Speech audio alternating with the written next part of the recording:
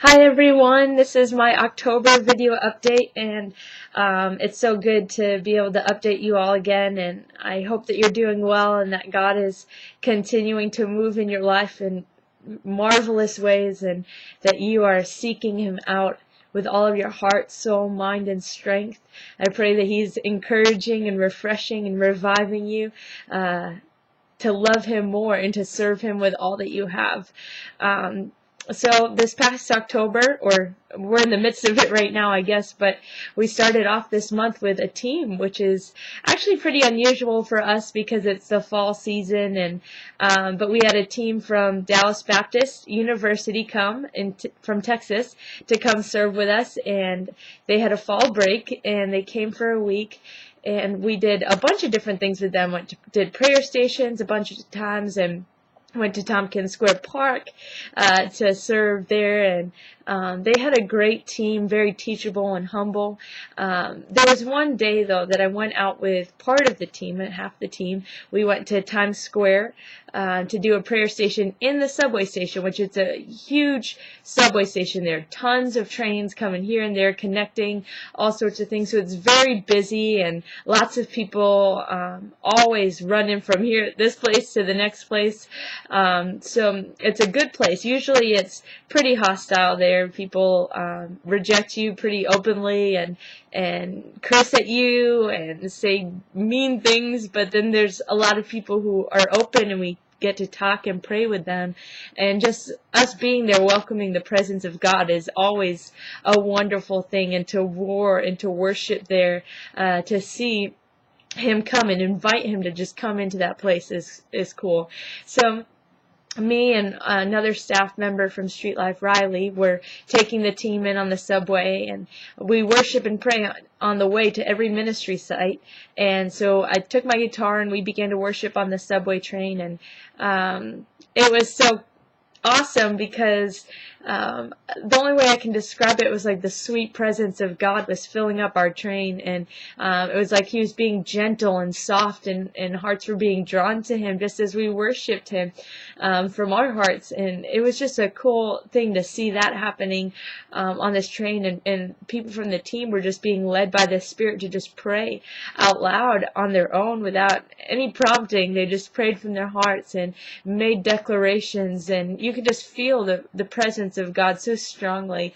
It was wonderful. And then we got to the subway and set up our prayer station, and a man from the train that had been on our cart had come and said, what's the difference between you and Mormons?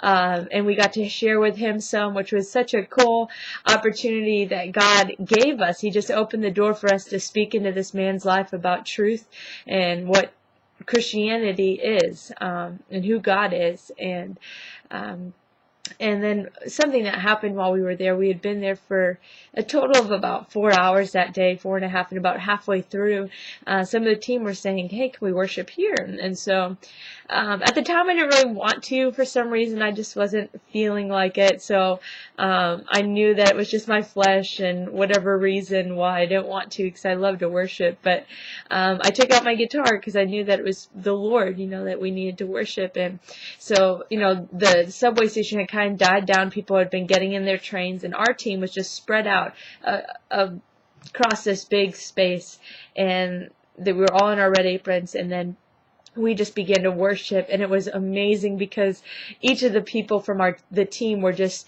lifting up their voices on their own, and it was making such a sweet sound. I felt like what I was seeing in the spiritual realm was that God was filling up, like pouring in His glory and His presence in the subway station. And I was sitting there just in awe of what He was doing. As we worshiped and exalted Him, He was pouring out His presence and His goodness. And it was drawing people, because people would just come up to those that were in the prayer station aprons, those from our team.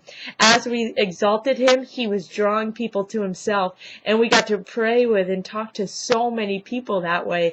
It was awesome, and it was totally God who was doing that. As we focused on Him and lifted Him up, He just poured Himself out in such a tangible way that it was drawing people into Him. And that's amazing amazing, and I was so thankful for that. It's still ingrained in my heart and my mind that He changes an atmosphere, and that atmosphere in Times Square that's so hardened and so difficult and hostile towards God, He was softening and drawing people to Himself, because He's a great God and He can do it, and His love conquers all things. It never fails.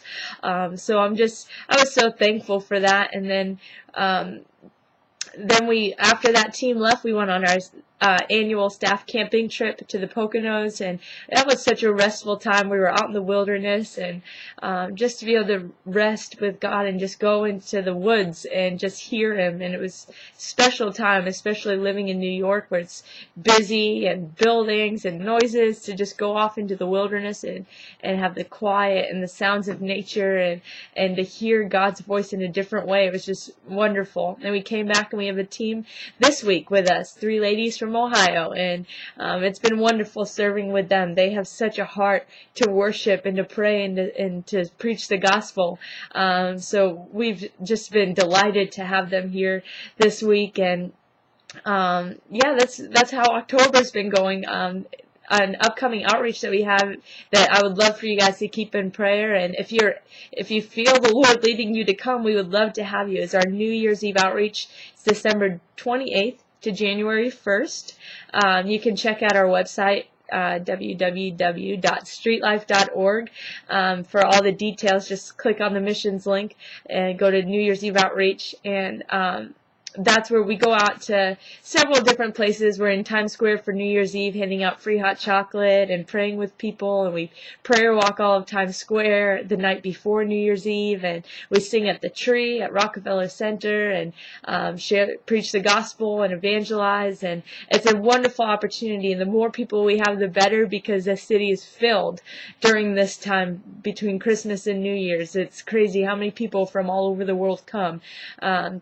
So we would love to have you. You can sign up online, and please join us for that. And if you're not able to, please, if you can commit to pray for that outreach, that God would bring breakthrough. I would really, really appreciate that. So it's been great talking to you and with you, and I hope to hear from you. Please email me anytime and let me know what God's been doing in your heart and in your life, and how He's been sweeping you off your feet and teaching you what it means to walk after Him and with Him. And I just encourage you today to just give Him everything, because He's more than worth it all.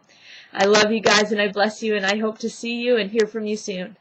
Talk to you later. God bless.